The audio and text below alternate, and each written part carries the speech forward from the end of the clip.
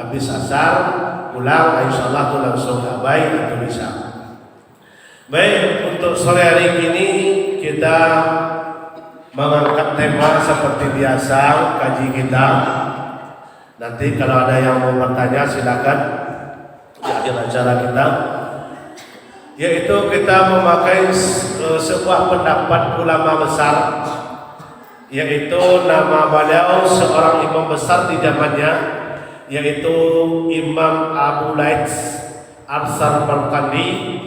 Di zaman beliau termasuk ulama besar, ulama dambaan umat semasa beliau.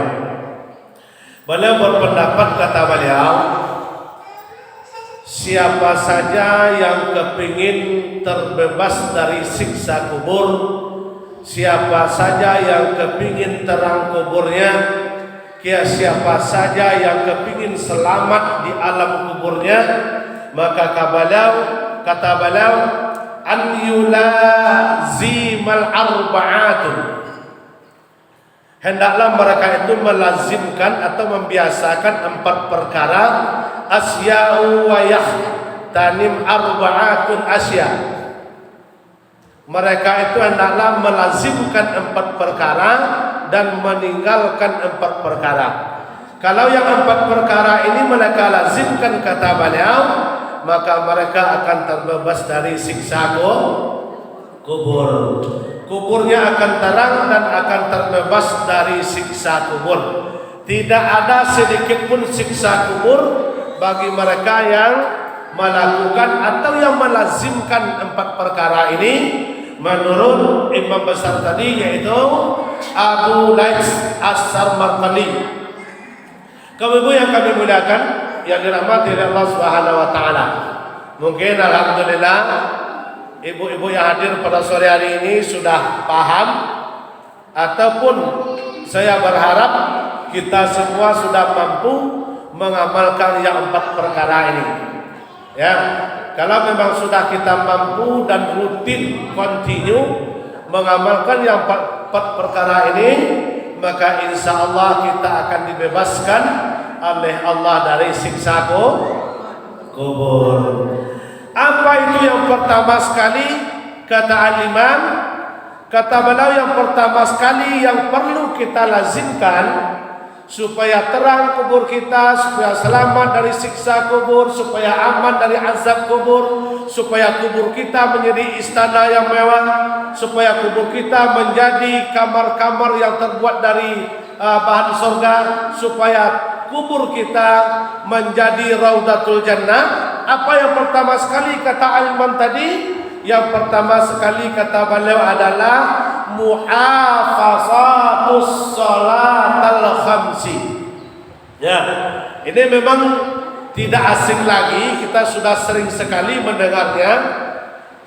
Ternyata yang pertama sekali itu yang harus kita lazimkan menurut al-imam tadi adalah yaitu orang-orang atau mereka muhafazatus salatal khamsi, yaitu mereka yang selalu atau yang suka, yang senang, atau dalam bahasa kerennya continue. Kalau bahasa kitanya rutin. Kalau bahasa Jawanya apa itu, Pak? Rutin itu kalau bahasa Jawanya apa? Rajin itu bahasa Indonesia itu. Oh, sergap. Sergap. Kalau bahasa kerennya continue. Kalau bahasa Indonesianya rajin atau rutin. Apa itu yang mereka lazimkan? Apa itu yang mereka rutinkan? Adalah sholatul khamsi, yaitu sholat yang 5 waktu. Ini yang pertama sekali ternyata yang membuat kubur kita terang nanti, yang membuat kubur kita menjadi istana nanti, yang membuat kubur kita menjadi yaitu taman surga, yang membuat kubur kita dibangunkan seperti dibangunkan oleh Allah dari yakut permata dari surga. Ternyata yang pertama sekali adalah wa khafasatus salatal khamsi, yaitu yang mereka tidak mau sedikit pun terlewatkan untuk melaksanakan sholat yang 5 waktu. Jangan sampai kita menukar dengan apapun masalah sholat 5 waktu. Sekarang ini Bu, banyak orang menukar sholat dengan harta. Banyak orang menukar sholat dengan kerja. Banyak orang menukar sholat dengan popularitas. Banyak orang menukar sholat dengan aktivitas. Banyak orang menukar sholat dengan dengan tahta dan jabatan. Ya, sekarang banyak. Ya, jangan kita tukar sholat 5 waktu itu dengan apapun yang ada di permukaan bumi ini. Ya, boleh kita berusaha, mau panen sawit boleh, nggak dilarang. Tapi jangan tinggalkan sholat. Boleh kita mau menanam sawit boleh, nggak dilarang. Tapi jangan ditukar dengan sholat. Boleh kita menderes karet, boleh, nggak masalah. Tetapi jangan sampai ditukar dengan sholat. Boleh kita ke pasar hari Sabtu, hari Sabtu kan pasar kita, boleh, nggak masalah. Ya, tetapi jangan sampai ditukar dengan sholat. Sekarang ini kan sudah kebanyakan yang terjadi. Orang itu gara-gara ke ladang tinggal sholat. Gara-gara ke pasar tinggal sholat. Gara-gara kerja tinggal sholat. Ya. Alasannya apa? Kalau kerja sama orang takut dengan orang, segan, malu. Nah, itu banyak alasan orang sekarang sehingga mereka meninggalkan sholat. Nah, kaum ibu yang kami muliakan, yang dirahmati oleh Allah Subhanahu wa taala, apabila Bu salat kita tukar dengan pekerjaan waktu sekarang, apabila salat kita tukar dengan sesuatu atau kita tukar dengan harta, maka di alam kubur nanti, maka barang yang kita tukar itulah yang akan yang akan menjadi teman kita atau yang datang kepada kita waktu di alam kubur. Ya, contoh, kita selalu menganggap enteng salat demi pekerjaan, tujuannya adalah mencari uang. Seakan-akan tertulis di keningnya rupiah di sini, rupiah. Ya. Yang ada itu pemikirannya adalah uang. Bangun jam 5, yang ingat adalah uang. Bangun jam 5, yang ingat adalah kerja. Dia tertulis di keningnya adalah RP dengan kerja. Cuma itu aja. Nah, inilah yang datang nanti waktu kita di alam kubur, yang akan menjadi teman kita, yang akan menjadi kawan kita. Apa yang kita cintai waktu di atas dunia ini, maka itulah yang akan bersama kita di alam kubur. Wa amma man ahbabta, mereka akan bersama dengan orang yang mereka cintai, atau mereka akan bersama dengan apa yang mereka cintai. Kalau kita terlalu mencintai harta, maka harta akan bersama kita. Tetapi bukan penolong Bu, tetapi adalah untuk penyiksa. Kenapa? Tetapi kalau kita mendapatkan harta tidak meninggalkan Allah, ya, itu bagus. Ya, bagus. Kaum ibu yang kami muliakan, yang dirahmati oleh Allah Subhanahu wa taala. Dikata imam tadi, yang pertama membuat kubur kita lapang, bercahaya seperti istana. Yang pertama amalannya, lazimkanlah dan rutinkanlah salat yang 5 waktu. Sesibuk apapun itu kerjamu, sesibuk apapun, jangan sampai kita meninggalkan salat.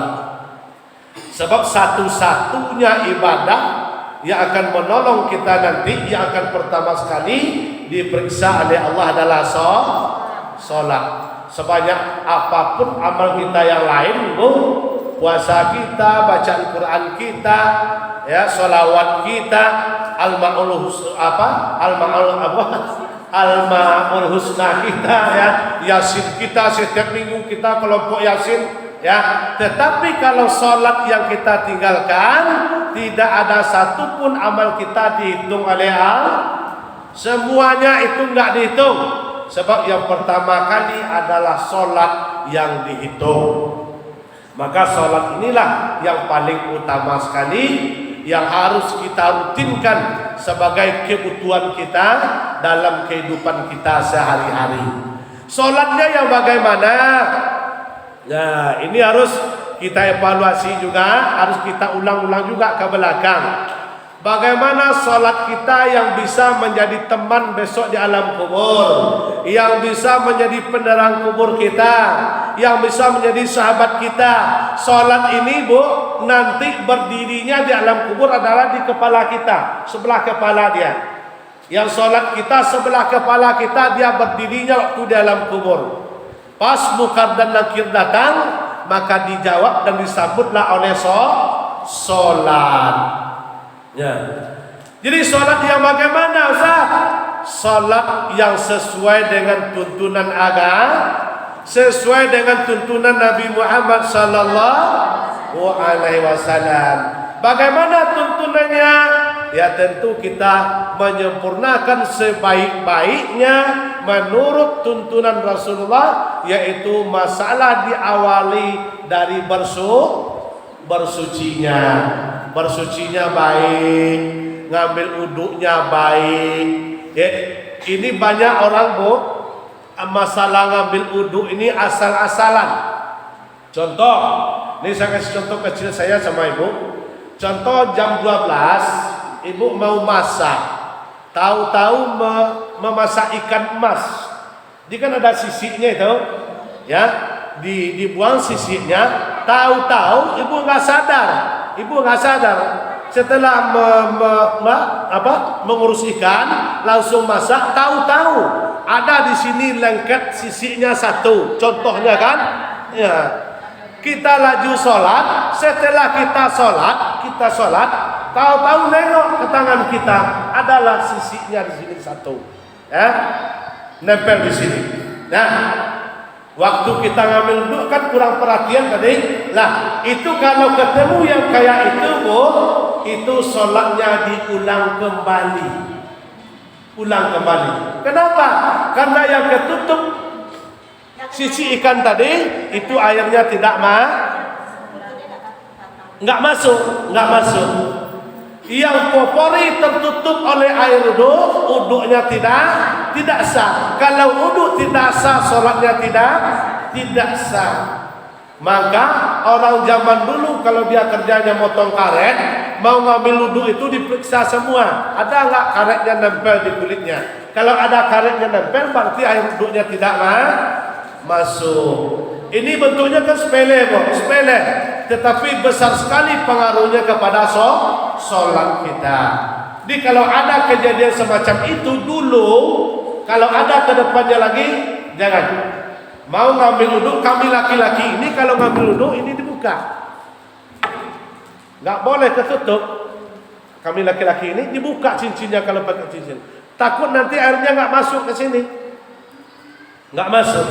Jadi kalau orang ngambil uduk, asal ada yang menutup dari anggota uduknya. Anggota uduk kita berapa? Anggota uduk berapa? Berapa buah? Hitung dulu. Kaki 2, tangan 2, telinga 2, wajah 1. Berapa itu? 7 yang wajib anggota uduk kita. Dalam hukum wajib anggota 7, tangan batas siku sampai ke ujung tangan, nggak boleh satu pun yang menghalangi air uduk masuk. Kalau ada pakai galang emas itu yang sebesar, kalau sempit buka dulu, tetapi kalau longgar nggak apa-apa. Kan ada pakai gelangnya yang sempit itu, aturan untuk anaknya dia pakai.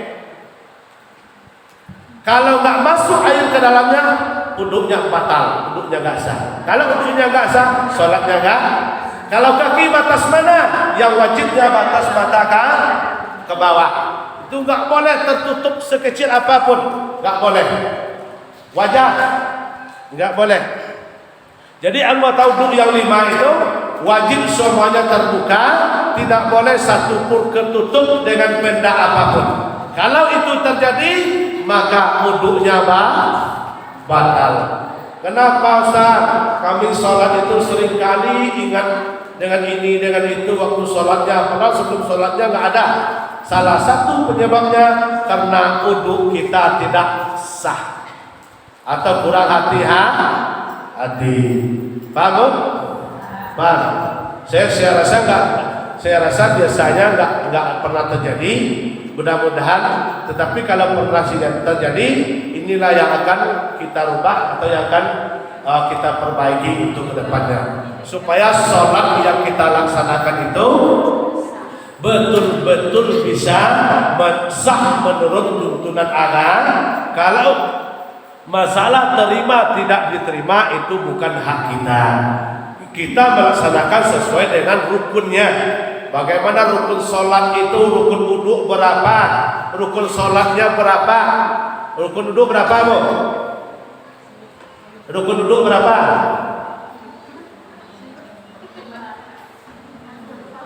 Hah? Rukun wudu. Nah, rukun itu pertama diawali dengan niat. Setelah itu membasuh, berarti kita membasuh tadi 5, berarti rukun wudu itu ada 6. 6-nya dengan apa? Dengan niat yang pertama sekali. Ada yang mengatakan 7. Mana 7-nya? Dengan tertib. Yang dahulu harus didahulukan. Membasuh tangan nggak boleh kiri dulu, harus kaki pun begitu. Itu namanya tertib. Rukun sholat berapa? Rukun sholat berapa? Berapa, Bu? 12. Bu, rukun sholat 14, Pak. 14. Ini 12, ini 13, ini 14. Kalau 12 kurang 1, kalau 14 kelebihan 1. Berarti yang benarnya berapa? 13. Siapa yang ingat? Pertama, niat. Kedua, berdiri. Betul. Itu harus itu tahu rukun. Jangan lupa, kalau kita nggak tahu dengan rukunnya, bagaimana sholatnya baik? Rukunnya saja nggak tahu. Itu, maka rukun sholat itu dimulai dari niat sampai dengan salam. Maka itu yang dikatakan rukun sholat. Harus ingat ketika kita sholat itu, supaya rukunnya tidak ada yang kurang. Rukunnya salah satu, sholatnya batal. Yang pertama rukun sholat apa? Yang kedua, yang ketiga, yang keempat Al-Fatih, yang kelima, yang keenam sujud, yang kedua duduk antara dua yang ketiga berapa lah ya? Udah lupa itu kayaknya. Ke-8. Nah, iya 8 kan? Ke-8.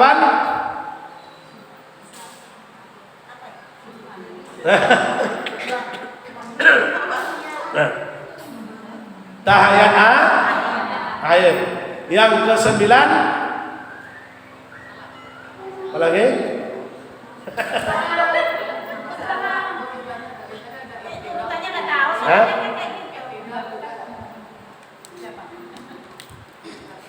Ulang lagi dari nomor 1. Ya.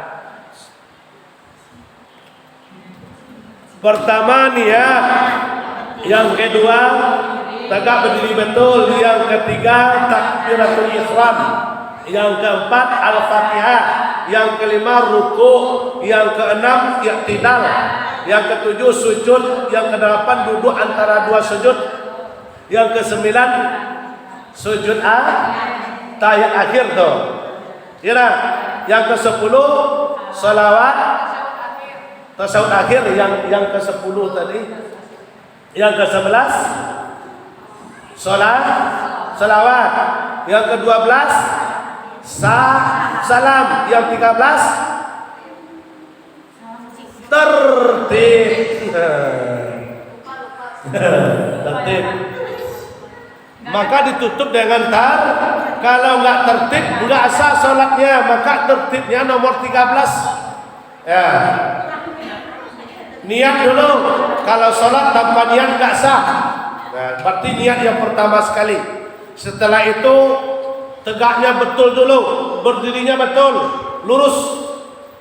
Ini kan ada pula sekarang masuk di masjid, belum nyampe ke tempat berdirinya sudah angkat takbir Allah. Tegaknya aja belum berdiri betul. Ya, yang ketiga takbiratul ihram. Allah, pasang niat dulu, baca usolih, mau disaharkan boleh, mau dalam hati boleh, terserah.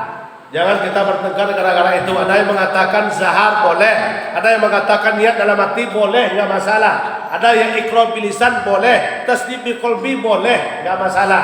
Contoh kita mau sholat asar, mau zahar boleh jadi nggak masalah. Usolli fardul asri arba'a raka'atin ada lillahi ta'ala, boleh. Dalam hati pun boleh, nggak masalah. Yang penting pasang niat, itu yang penting. Setelah itu Al-Fatihah. Al-Fatihahnya harus jelas, harus tahu. Dengan apa tahu? Tahu dengan arti. Bacanya baik. Nah, coba Ibu baca Al-Fatihahnya. Kalau Fatihah untuk sholat, ini kita apa namanya, kita baca ulang. Baca Al-Fatihahnya.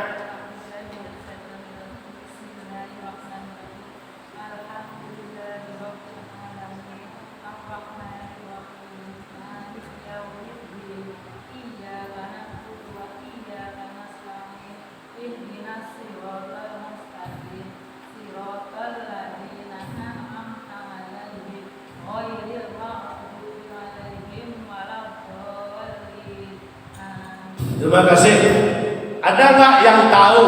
Ada nggak yang tahu kesalahan baca Fatihah itu tadi? Ada nggak?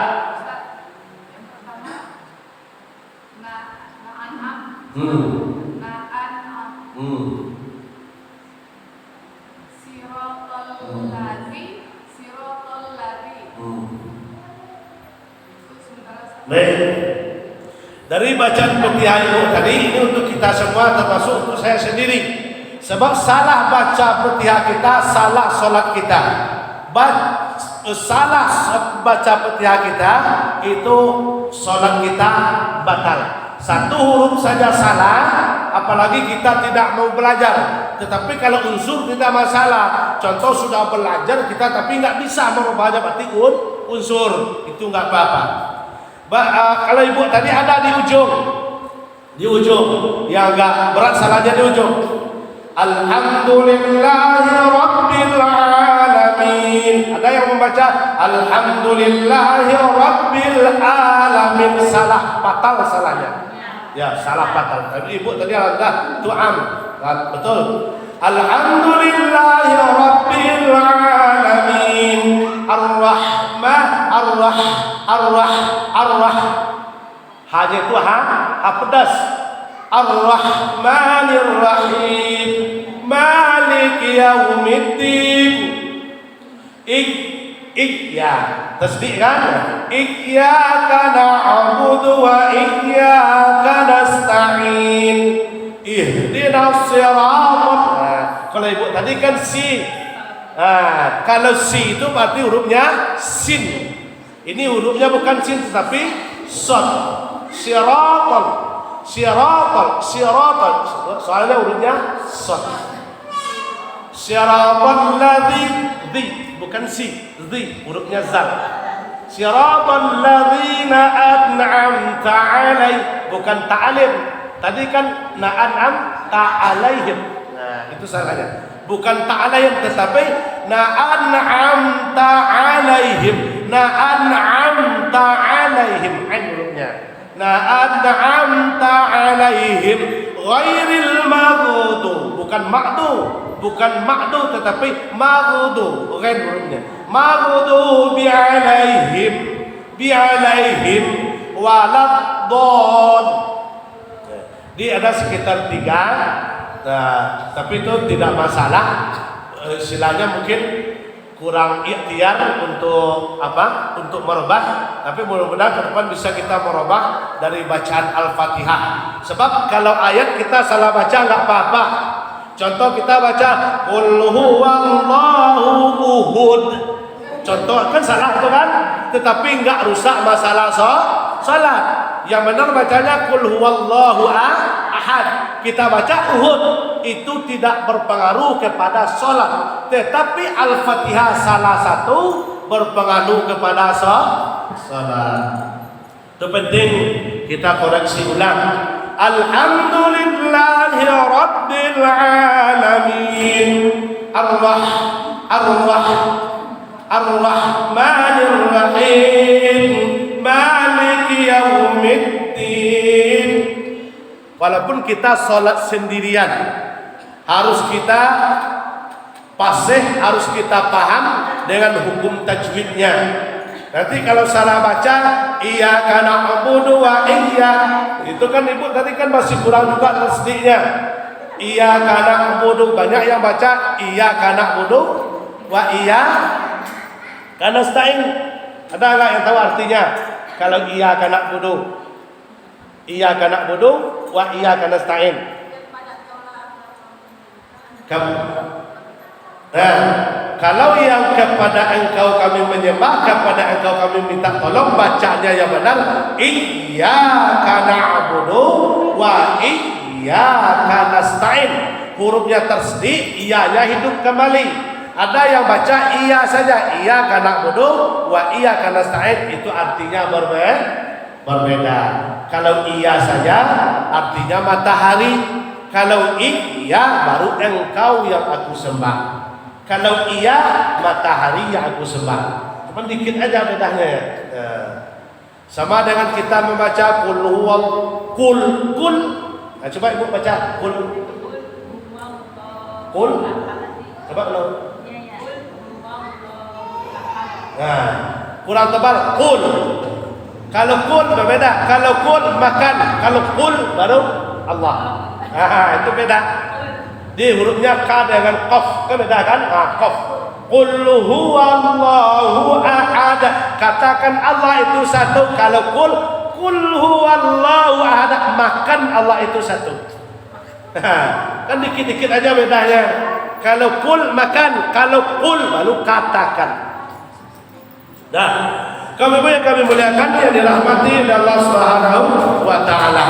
Jadi itu salat yang insya Allah yang bisa menjadi teman kita, insya Allah bisa menuju akan diterima oleh Allah, adalah kita tahu dengan rukunnya, kita paham dengan rukunnya, syarat dan rukunnya. Langsung dari mengambil wudhu tadi, jelilah dalam bersuci, semuanya ada kotoran kita buang, semuanya. Jangan ada lagi kotoran yang menempel waktu kita bersuci atau tahara namanya. Setelah itu ambil wudhu dengan baik, dengan bagus ngambil wudhunya sampai yaitu anggota yang berapa tadi? 7 ya.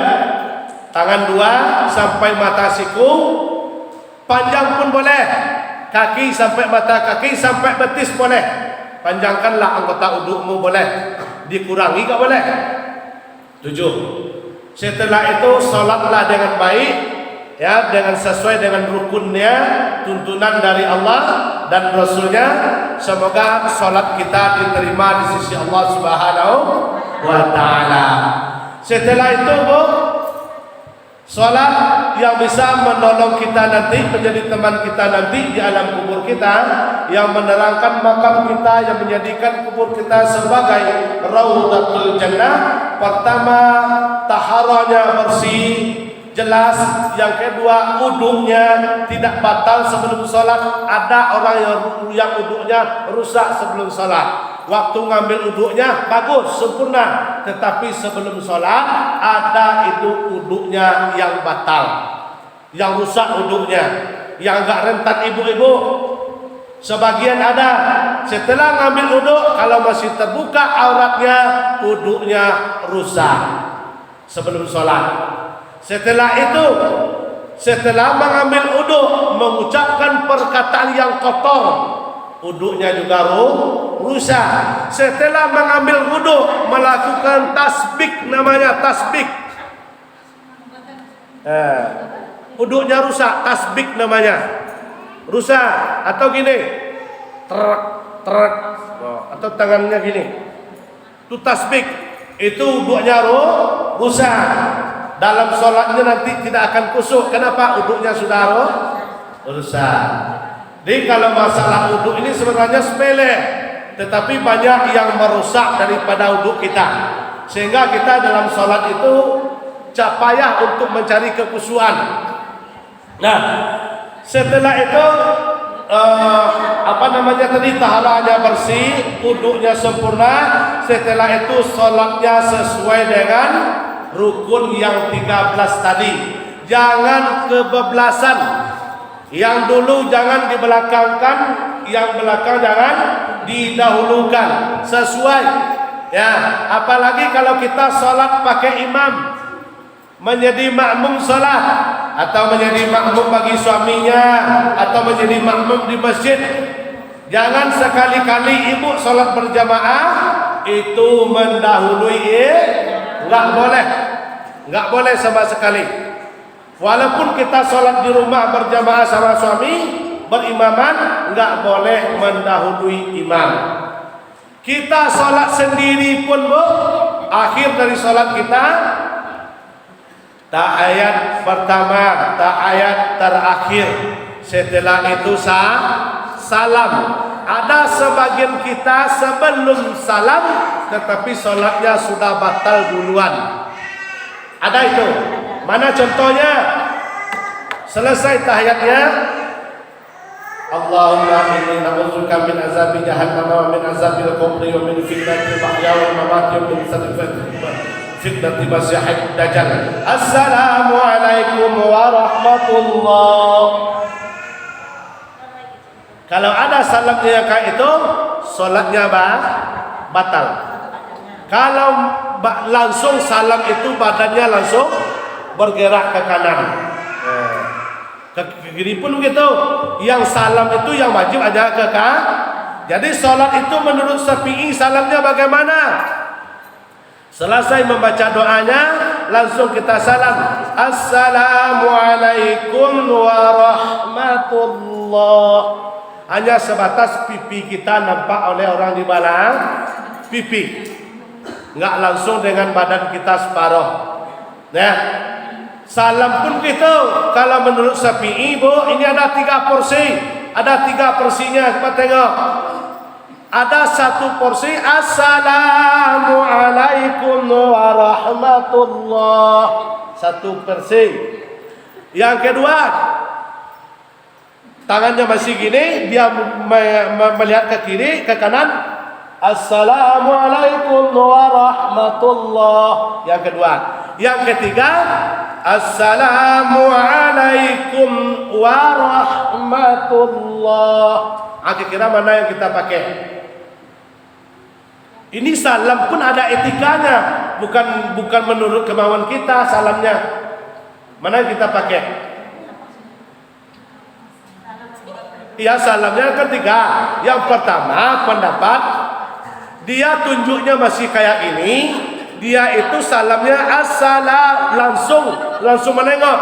Assalamualaikum warahmatullah. 1. Yang kedua, tunjuknya masih gini, dia sudah menengok ke kanan. Nah, Assalamualaikum warahmatullah. 2. Yang ketiga, Assalamualaikum warahmatullah. Mana kita pakai? Yang ketiga, itu menurut Syafi'i.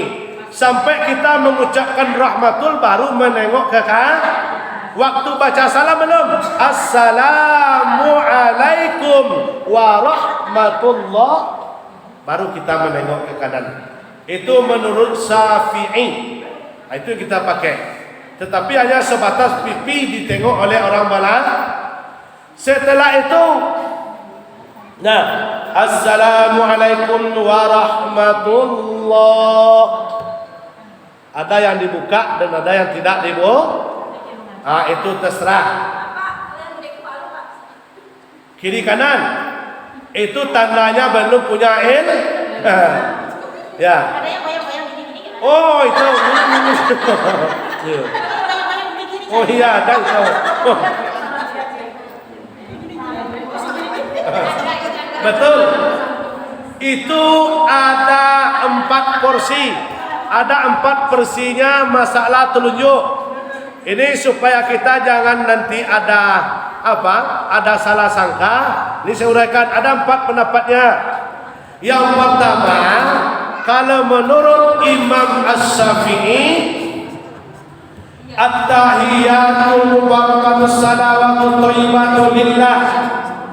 Assalamualaikum ayuhan nabiyyu wa rahmatullahi wa barakatuh. Assalamualaikum ayuhan nabiyyu wa rahmatullahi wa barakatuh. Assalamu alaina wa ala ibadillahi shalihin. Setelah itu asyhadu an la.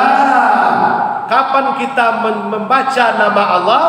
Asyhadu an la ilaha illallah.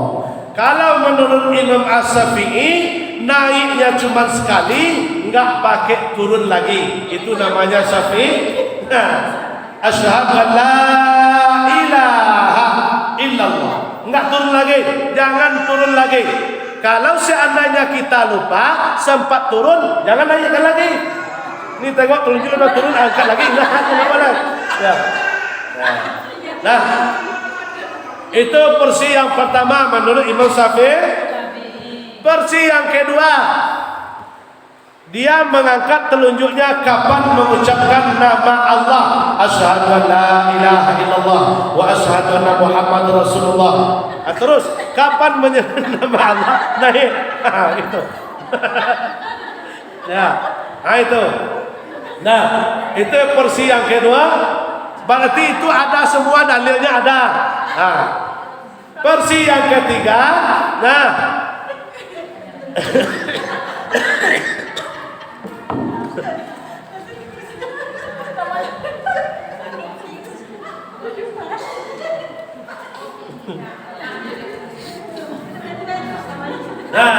ini versi yang ketiga. Dia mengangkat ini dibentuk H. Kalau Imam Syafi'i telunjuknya di sini. Kalau yang versi yang kayak ini tadi, ini tangannya di sini.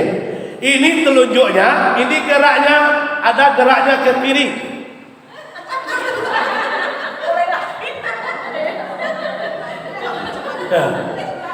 Ada. Satu lagi ada naiknya memang kencang.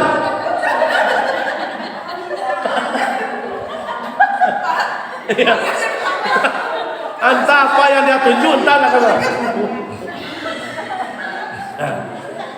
Jadi keempat-empatnya itu ada dalilnya, boleh. Tetapi karena kita memakai yang namanya Imam Asy-Syafi'i, cuma kita mengangkat naiknya cuma sekali, cukup sekali aja naiknya udah itu. Asyhadu an la, udah tegak dah itu. Jangan turun lagi. Kalau dia memang turun, biarkan aja, jangan diangkat lagi, biar turun lagi. Itu sendiri. Ini nggak apa-apa. Kalau nampak besok orang kayak gini, agak apa biar ya.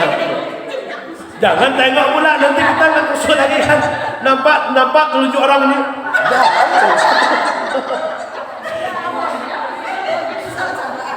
Ya, ya, sehingga kita kan nggak kusut lagi. Soalnya kan menengok tunjuk orang. Ya, ya. Ada yang nyetai gula, oh itu ngapu tunjuk terus.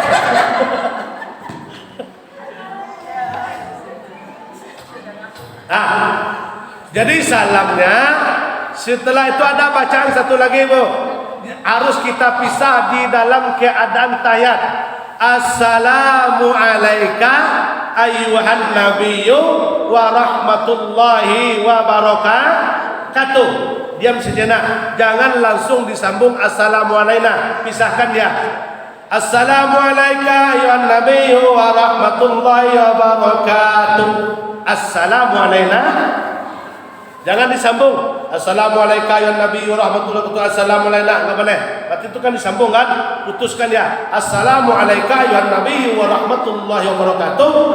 Assalamualaikum. Sebab itu perkataan dua yang berbeda, makna pun berbeda. Paham? Paham? Salah. Jangan ingat lagi tunjuknya gini-gini. Ya. Berarti ibu ini sering itu nengok tunjuk orang sholat itu ya. Besok pegang aja bu depan nih, pegang aja. Ya. Ya. Salam assalamualaikum warahmatullah. Allahumma inni as'aluka wa ridaka minal jannah. Itu doanya. Kalau ibu yang kami muliakan dan dirahmati oleh Allah Subhanahu wa taala, itu yang pertama kata Ilman tadi yang membuat kubur kita lapang, bercahaya, terbebas dari azab kubur adalah jangan kita sia-siakan, kerjakanlah salatnya 5 waktu sesuai dengan hukumnya. Insya Allah kubur kita nanti akan lapang. Salat sendiri yang akan memegang di depan kepala kita. Kalau datang munkar dan nakir akan dia semikdon itu. Tahu semikdon bu? Semikdon itu bu. Datang munkar dan nakir itu di semikdon deh saya foto. Sama si solat tadi namanya si solat. Nah setelah itu supaya apa bebas kita solat yang pertama tadi kan. Di sholat ini di akhir sholat waktu subuh dan waktu maghrib ya. Coba saya tanya dulu, kira-kira pertanyaan munkar dan nakir itu apa? Ada yang ingat nggak? Ada yang hafal nggak? Pertanyaan munkar dan nakir di alam kubur apa pertanyaannya? Nah, berapa bab pertanyaannya?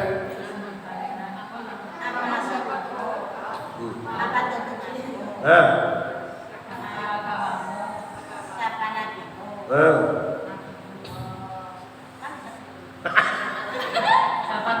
Sekarang aja belum hafal, apalagi besok, Bu. Ya sekarang aja belum hafal, susah mengingatkan. Yang pertama, man rabbuka, siapa Tuhanmu? Man nabiyuka, siapa nabimu? Ma imamuka, siapa imammu? Imammu kan tuh. Yang keempat, ya, imam itu ya kitab itu tadi. Yang ketiga, ma kiblatuka, kemana kiblatmu? Ma rabbuka, apa jawabnya kita?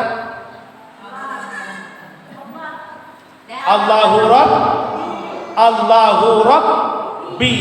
Itu jawabannya. Siapa Tuhan engkau? Allah. Itu besok. Itu memang kalau itu hafal. Nah, ini sekarang aja nggak apa. Nah, itu pertanyaan itu siapapun kita pasti mendapat pertanyaan. Pasti. Maukah dia orang soleh, maukah tidak soleh, maukah dia perampok, preman, itu pasti mendapat pertanyaan yang 4 tadi. Man rabbuka, man nabiyuka, ma imamuka. Imam kita bukan suami jawabannya. Ma imamuka, abang, pak, enggak boleh. Ma imamuka, Al-Quranul Karim. Quran itu imam kita. Yang keempat, ma kiblatuka, kemana kiblatmu? Ka'batullah. Nah, itu di 4 itu pertanyaan itu dipersiapkan mulai dari sekarang. Harus siap tuh. Ya. Nah. Ada nggak ibu yang nanti takut rasa-rasa nggak dapat pertanyaan kubur? Ada nggak yang rasa-rasa nggak dapat nanti pertanyaan kuburnya? Yang menjawab besok itu kan bukan lisan kita. Yang lisan ini sudah mati. Yang menjawab itu adalah amal ibadah yang menjawab itu. Kalau nggak punya amal ibadah, ya nggak bisa menjawab itu.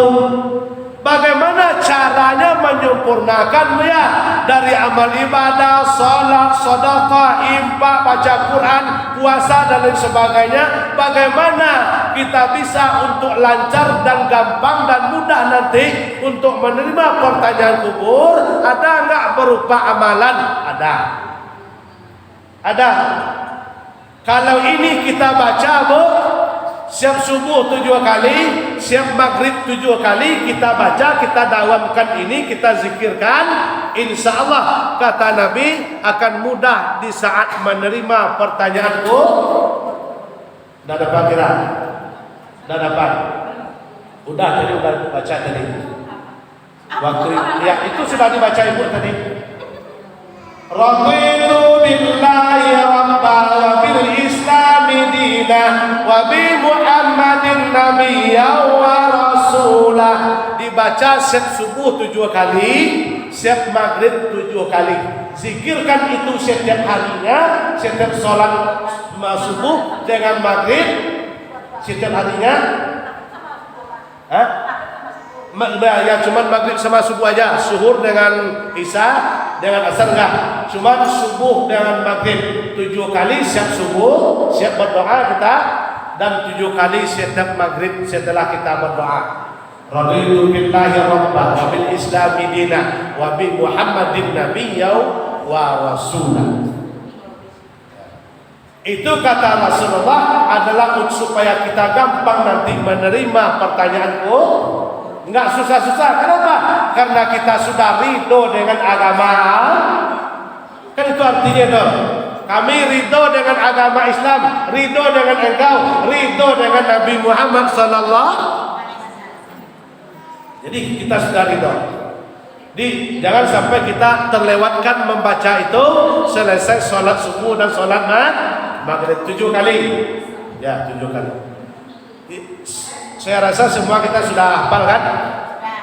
Bu, udah kan? Dapat? Yang tadi itu? Alhamdulillah. Ya, yang di belakang udah hafal. Ya. Itu ibu itu lah, inilah. Lah dapat. Ibu Bidan lah kan? Lah, doa yang mau sabica. Yang sebentar. Raditu billahi rabba. Lah kan? Wa bil islami dina wa bi Muhammadin nabiyya wa rasulah. Insyaallah kalau hafal semua kan tinggal menerapkan saja, tinggal mengamalkan saja, enggak menghafal lagi. Tapi kalau kami di kampung-kampung, Bu, asal saya kasih itu doa, paling-paling 1-2 yang ada hafal, selebih itu enggak ada. Susah kali itu hafal itu. Kadang-kadang sudah dibaca sampai 20 kali, enggak juga dapat itu. Tapi di sini alhamdulillah ibu sudah semua. Tadi saya dengarkan ibu ini sudah baca itu tadi kan, waktu mukadimah tadi itu sudah dibaca kan.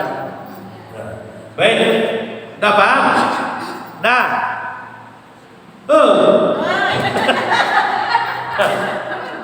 Dah. Jadi sholat yang pertama sekali untuk menerangi kubur dan membebaskan kita dari siksa kubur, menjadi kubur kita seperti taman surga. Sucinya baik, wuduknya bagus, sholatnya baik. Ya, jangan sampai salah. Kalau kurang baik petihannya, dibenarin ke depannya. Setelah itu tolong diamalkan tadi, yaitu zikirnya selesai sholat subuh dan sholat maghrib. Ini saya tambah satu lagi supaya insya Allah mati kita nanti semuanya husnul khotimah. Mau nggak dikasih tahu doanya? Pendek saja doanya. Allahumma barik li fil maut wa fi ma ba'dal maut. Nah, baca bersama. Allahumma barik li fil maut wa fi ma ba'dal maut. Ya Allah, berikanlah saya rahmat nanti, tolonglah saya nanti di saat sakaratul maut, dan berikanlah saya rahmat nanti dan tolonglah nanti setelah maut atau mati. Udah Pak? Udah. Allahumma barik li fil maut wa fi ma ba'dal maut. Dapat. Allahumma barik li fil maut wa fi ma ba'dal maut. Dah. Dah. Ba'dal maut. Ut. Cuma ut aja ujungnya.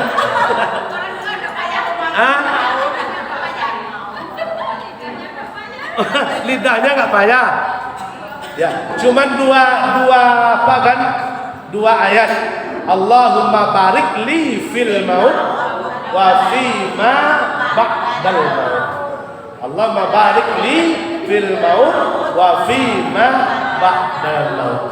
Kenapa doa ini dianjurkan kita menghafal, Bu? Kenapa?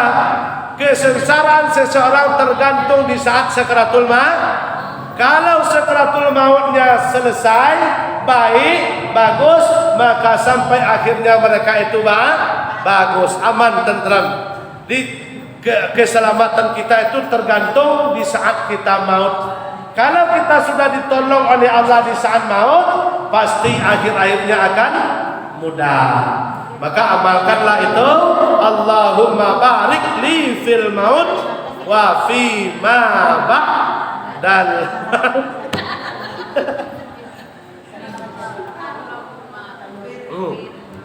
Allahumma barik li fil maut. Barik li itu artinya bahasa kita, ya Allah berikanlah saya keberkahan di saat maut. Di barik li itu berkah, keberkahan. Di kita meminta berkah di saat maut. Tidak balik lana, no. Kalau pernah ke balik lana kan.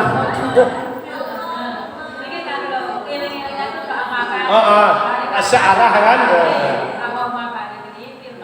Nah, wa fi ma bukan wa fihi, wa fi ma ba'dal maut. Ya. Baik, udah hafal? Ya.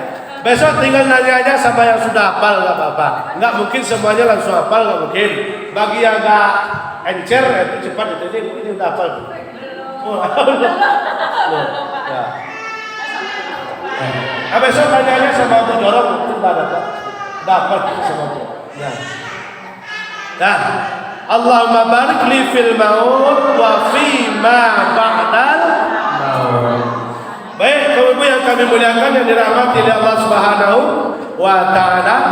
Jadi dari 4 tadi kata imam kita tadi yang membuat kubur kita lapang, terang benderang, nyaman di alam kubur, yang pertama adalah sholat.